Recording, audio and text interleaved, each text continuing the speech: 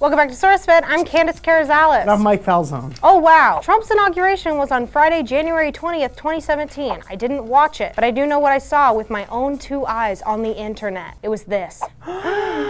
OMG. Wait a minute, you watched two inaugurations simultaneously? That's right. You saw that too. A very weak attended inaugi. You say inaugi? Yeah, it's my new slang word. By looking at these photos and videos and hearing eyewitness reports, which is how we gather facts as a people, it would appear that President Donald Trump had several less thousand people show up to his special inauguration president's party. Several less thousand people. Is that what I said? Oh, yeah. Does it still make sense? That's there were fine. several thousands of people there, for sure, but it was less thousands than previous ones. Than previous president parties. Than previous president parties. Thank you, Candace. You're welcome. If there's anything I've learned about Trump over these past long months, it's that he always has to clap back. This time he clapped back through his shiny new press secretary, Sean Spicer. Or after I tell you what he said, you're gonna be calling him Sean Spicy Boy. I'm not gonna. I don't know why I did this. Well, you're very excited Sean about Spicy Boy. This is also important to mention. I'm not going to call him that. So what did he say? During his press conference, Spicer said, "This was the largest audience to ever witness an inauguration, period," which contradicts all available data. All of it. That was a horrible impression. He doesn't Thank sound you. anything like that. Sir, if you're going to be the press secretary, you've got to learn how to cite your sources. See, without any evidence, a very important word for you going forward, it's going to be very hard to believe anything that you say. And I know this wasn't your first official press briefing, so until you've gotten all the kinks out, I'm going to go ahead and trust my eyes and photographs. In the press conference, the same one where Spicer took 0 questions after he was done speaking, said without any evidence that some photos were intentionally framed to downplay Trump's crowd. Yeah, that's the worst, when the frame of a photo zooms out to the point where you can see the curvature of the earth to give folks who weren't there the same shot that they give the American people back in 2009, 2013. Pictures are the worst. That too spicy.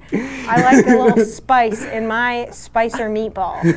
The problem is that the White House press secretary is now telling the press what they should be covering, which doesn't really coincide with what freedom of the press means. That's actually the exact opposite of what that is. Woo, woo. Instead, Spicer is providing the American press and American citizens with alternative facts. Facts usually reserved for alternate dimensions. Okay, some of these facts include, this was the largest audience to ever witness an inauguration, period. That title actually goes to the first Obama inauguration back in 2009, as long as we're still using our eyes about it. Spicer also said, "We know that 420,000 people used the DC Metro public transit yesterday, which actually compares to 317,000 for President Obama's last inaugural."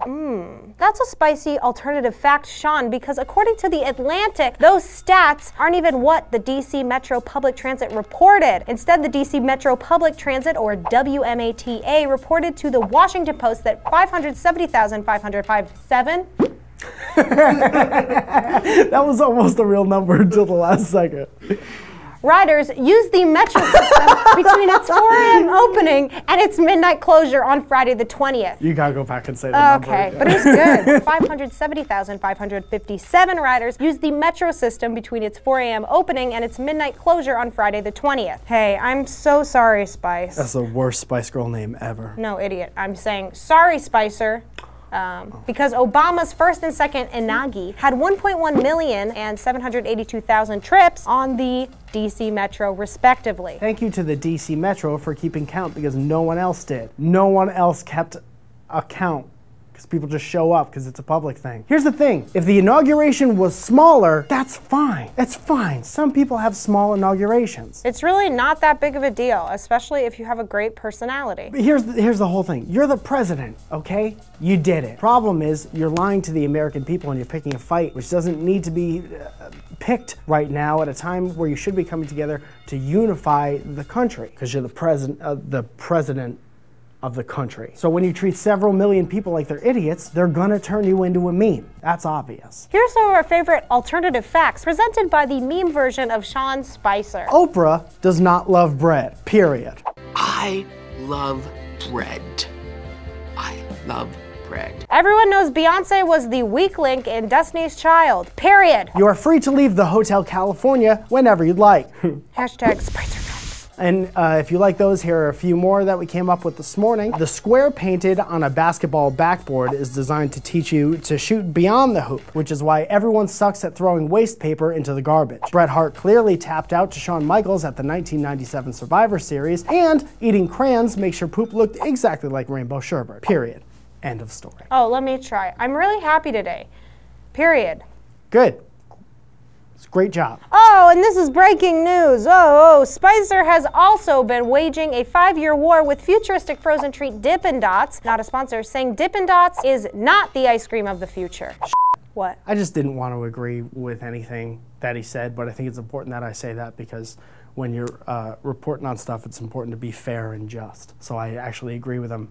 As far as Dippin' Dots goes, have you ever had Dippin' Dots? Yeah. They're like futuristic circles of things that you don't want to eat in the future or in the past. They're not good, they're confusing. You buy them at a mall kiosk, and that's how you know. Frozen periods, they should be called. How do they fit cookies and cream into a small dot? I hate Dippin' Dots. Do you hate them too? Let us know in the comments below. I don't even remember what we were talking about. I don't like Dippin' Dots so much. I'm Mike Falzone. I'm Candace Carazales. They have mint chocolate chip Dippin' Dots, you think? Take this off.